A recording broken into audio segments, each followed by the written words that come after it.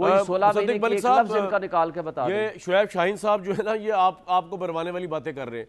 बस शुएब शाहीन साहब कह रहे हैं कि जी शहबाज शरीफ साहब जब वज़ीर आज़म थे उस वक़्त क्यों नहीं बाजवा साहब की रिटायरमेंट के बाद उन पर इंक्वायरी हुई या जनरल फैज़ पे हुई। मुसद्दिक मलिक साहब बताएं, वो जो शहबाज शरीफ है वो तो बचपन से इस्टेब्लिशमेंट की बकौल उनके आंखों का तारा है। वो तो अगर इस्टेब्लिशमेंट ना भी उनको चाहती हो तो शहबाज शरीफ साहब कहते हैं मेरे कंधे हाजिर हैं। वो तो कहते हैं कि जो मैंने घास और गमला भी लगाया बतौर प्राइम मिनिस्टर, वो तो मैंने इस्टेब्लिशमेंट के मशवरे से लगाया। मेरे पास तो ना बसारत थी सियासी, ना समात थी सियासी, मैं तो चल ही नहीं सकता बगैर इस्टेब्लिशमेंट के। बताएं ना सर, क्या मजाक कर रहे हैं शुएब शाहीन आपके साथ कि शहबाज शरीफ एहतसाब करें किसी रिटायर्ड मेजर या जनरल का इस्टेब्लिशमेंट के? उफ, प्रोटेस्ट ये करें। शुएब शाहीन साहब, जी शुएब शाहीन साहब जो है वो बड़ी अक्लमंदी की बातें कर रहे हैं।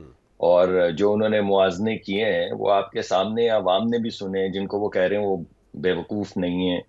अगर वो बेवकूफ नहीं है तो वो 12-14 महीने की हुकूमत का मुआजना तो करेंगे ना जी, 3.5-4 साल की हुकूमत से। कितनी अजीब बात है कि वो कह रहे हैं कि ये तो ऑपोजिशन ने फैसला किया था एक्सटेंशन देने का। जो बिल लेकर आई थी वो ऑपोजिशन लेकर आई थी, असेंबली में मेजॉरिटी जो थी वो ऑपोजिशन की थी। तो ये कितनी अजीब बात है कि एक बिल जो सरकार लेकर आई है, जो इमरान खान साहब लेकर आए हैं, उन्होंने वो बिल पास करवाया उससे है। ज्यादा अजीब बात यह है उस कि जो बिल इमरान खान लेके आए वो हाथ बांध के आपने उस बिल को कहा लब्बैक, और जबकि आज चले आप जनरल हमारी बाजवा तो के पीछे पड़े आप हुए, उस वक्त आपने एक्सटेंशन का कानून बनवा दिया बाजवा साहब के लिए। तो ये जू मायनी सियासी मुनाफकत नहीं है आपकी? नहीं, जू मानी तो चले मान ली ना, मगर आप जरा मुआजना तो करें कि बिल था किसका। ये तो आपकी बात बिल्कुल ठीक है, आप कह रहे हैं कि उस वक्त बिल पास हुआ तो सब कहेंगे कि बिल पास हुआ। आप ये कहिए कि ऑपोजिशन ने भी बिल को सपोर्ट किया तो ये भी आपकी बात ठीक है। मगर आप सोचे कि बिल था किसका। इमरान खान साहब बिल लाए, सारी सारी रात एक दफा बिल सही नहीं था, दूसरी दफा अदालत में चला गया, फिर उसको ठीक करके लाए, फिर उसको ठीक करके लाए, फिर उसको ठीक करके लाए, जब तक वो मंजूर नहीं हो गया। तो कितनी हैरत की मुसद्दिक बात है साहब, कि इमरान अवाम जो खान साहब के अक्लमंद है। पास कोई अखलाकी जवाब नहीं है जनरल बाजवा को के एहतसाब का, क्योंकि वो खुद कह चुके हैं और हमें पता है कि जनरल चलिए, बाजवा अगर ना होते तो नहीं इमरान नहीं, खान उसके प्राइम बाद की मिनिस्टर ना बात, होते। सर उसके बाद की इसी बात। तरह आपके पास क्या जवाब बनता है जब आप इमरान खान के प्रो बाजवा साहब बिल को सपोर्ट कर दिया हाथ बांध के आपने? आपके पास अब क्या जवाब बनता है कि आज आप देखिए उसी ना, जनरल बाजवा के मैं एहतसाब की बात करें? ये सवाल है जी, देखिए, जिस बंदे ने जितना बोझ सियासी उठाना है अवाम के सामने, उसको उठाना ही होगा। अच्छा। अगर ऑपोजिशन ने उसको सपोर्ट किया है तो उन्होंने सपोर्ट किया है, लेकिन जो मेजॉरिटी उस बिल को लेकर आई, जिसने सपोर्ट किया, जो अदालत में गई, जिन्होंने अपना वजीर वो लॉ मिनिस्टर जो है उससे रिजाइन करवाया सपोर्ट करने के लिए बाजवा साहब को रिप्रेजेंटेशन के लिए, उनका भी तो कोई बोझ है कि अवाम बेवकूफ सिर्फ आधी है, बाकी आधी वो बड़ी अक्लमंद है। ये बड़ी अजीब सी बात है। राइट। और फिर जिस सदर को इन्होंने खत लिखा, वो सदर तो अभी तक पीटीआई के कारकुन की हैसियत से काम कर रहे हैं। तो जो इमरान खान साहब ने खत लिखा वो किधर गया? और वो जो 3-4 साल थे इमरान खान साहब के, उसमें क्यों नहीं खत लिखा? अब मैं राइट। आता हूं आपके असल मुकदमे की तरफ। अच्छा, ये देखिए, आ रहा बात है, ये है आजे आजे कि जी जी, वो ये तो मैं छेड़छाड़ कर रहा वैसी था शुएब शाहीन सही से, है। क्योंकि वो ऐसे वो बेवकूफ और इस तरह के अल्फाज अच्छा, इस्तेमाल करते हैं जो चलें। अजीब से हैं, हालांकि वो इतने पढ़े लिखे आदमी। लेकिन चलिए, जी। देखिए, अहम बात यह है कि एहतसाब फर्द का होता है, इदारे का नहीं होता। वाह। सजा फर्द को दी जाती है, इदारे को आग नहीं लगाई जाती, उसमें म्यूटनी नहीं करवाई जाती, वाह। मुल्क के अपने मुल्क को भस्म नहीं किया जाता। अगर किसी फर्द ने आइन कुशी की है, किसी फर्द ने कोई जुर्म किया है, कोई कानून तोड़ा है, तो उसका आप मुहासबा करेंगे ना। वाह। तो अगर बाजवा साहब के कुछ चीजें सामने आएंगी या किसी भी और जर्नैल की कुछ चीजें सामने आएंगी, तो फर्द के तौर के ऊपर तो उसके ऊपर जरूर बात होगी और मुकदमा भी होगा। मगर ये तो नहीं होगा कि कोर कमांडर का घर चला दो और वो कला जिसके अंदर फौज का असला पड़ा है उस पर हमला कर दो, या अस्करी टावर को जला के 2 बंदे अंदर जिंदा भस्म कर दो। ये नहीं है मुनासिब। इदारे पे, रियासत पे, मुल्क पे हमला करना तो सर नहीं इसका कहा इस मतलब वक्त ये भी हुआ मुसद्दिक मलिक मियां साहब, साहब ने। खुदा झूठ ना बुलवाए, जो मैं समझा, एक तो ये जो है ना पहला मिसरा आ गया शेर का, एहतसाब फर्द का होता है इदारे का नहीं।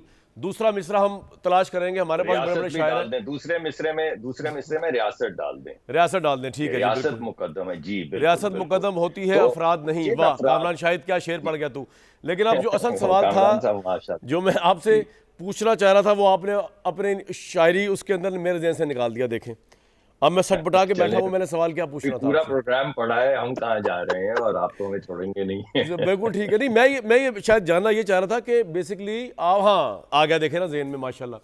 वो बात ये थी कि ये सारे मुझसे मसले गलती छोड़ हो के इस गई मुल्क कुछ की मैंने। इकॉनमी का सबसे बड़ा खतरा लाहक है।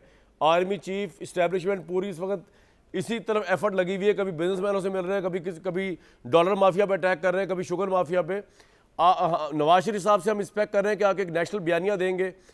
वो सब कुछ छोड़ के आप लोग ये करने आ रहे हैं कि जी सबसे पहले इनका एहतसाब होगा, इन मुजरिमों का एहतसाब होगा, उसके बाद आगे चलेंगे। तो सर ये तो फिर हम साइकिल में और सर्कल में और फंसने के से पहले मुशर्रफ साहब का एहतसाब करके आपने देख लिया, आप लोगों के साथ क्या हुआ, फिर बाकी चीज़ों में क्या हुआ मुसद्दिक साहब। देखिए बात यह है कि मुशर्रफ साहब इंडाइट तो हुए, इससे पहले तो कभी नहीं हुए। फिर क्या इमरान हुआ खान उसके साहब ने तो बाद, वो नहीं केस किया खत्म हो उनको। गया, मज़ार अली नकवी साहब ठीक ने है, फारिग नहीं कर दिया। वो जी वो आपकी बात ठीक होगी, लेकिन कम से कम हुकूमत ने जो अपना काम करना था वो तो किया। हुकूमत भी और चलेगी वो भी आपकी। फर्क, वो भी चली गई, तो वो पहले 3 मरतबा गई है, तो क्या होगा, चौथी दफा भी फिर चली चली जाएगी। जाएगी, तो फिर बिल्कुल क्या, ठीक, होगा। बिल्कुल ठीक। लेकिन जो असल बात है, यही अहम बात है कि देखें, बात यह है कि जब तक अफराद और इदारों को अलहदा नहीं किया जाएगा, बिल्कुल ठीक। जब तक एहतसाब का अमल नहीं किया जाएगा, तब तक आप ये सोचिए कि मुल्क कैसे चलेगा। जिस मुल्क की, हमारे यहाँ अक्सर ये सोचा जाता है कि अगर हम मईशत को ठीक कर लें तो सियासत ठीक हो जाएगी। बिल्कुल ठीक। आप पूरी दुनिया की तारीख आप खुद पढ़े हुए हैं, सर आप तो आपका पॉइंट आ माशाल्लाह गया। इंटरनेशनल मैं जर्नलिज्म। आगे एक जाऊंगा, एक आपको सेकंड, एक मशवरा दे दूं। सिर्फ एक सेकंड, जी जी बताएं एक बताएं। सेकंड दे दीजिए। देखिए बात यह है, जब तक आप, ये कॉज एंड इफेक्ट रिलेशनशिप हमने उल्टा कर दिया। ऐसा नहीं कि मईशत ठीक हो तो सियासत ठीक हो जाती है, सियासत ठीक करेंगे तो मईशत ठीक होगी। बिल्कुल ठीक। जब अवाम के हक में सियासत होगी तो मईशत खुद ब खुद ठीक बिल्कुल हो ठीक है सर, जाएगी, और बिल्कुल ठीक है। मईशत भी इस तरह ठीक होगी कि गरीब आदमी को उसका हक बिल्कुल ठीक। मिलेगा। गरीब आदमी को होगा, फिर पहले एहतसाब होगा, फिर गरीब आदमी को उसकी वजह से रिलीफ मिल ही जाएगा। मैं आपको एक मशवरा देके जा रहा हूँ, उसको आप रिस्पॉन्ड कर सकते हैं बाद में, क्योंकि मैं जा रहा हूँ भट्टी साहब की तरफ। तो जब आपके एक्स प्राइम मिनिस्टर शहबाज शरीफ साहब पे टीटी केसेस FIA के चल रहे थे ना, उस वक्त आपको भी ये कहना चाहिए था, पार्टी के अंदर भी और बाहर भी, कि अगर शहबाज शरीफ साहब पे कोई इल्ज़ाम लगाए तो उसका जवाब दें।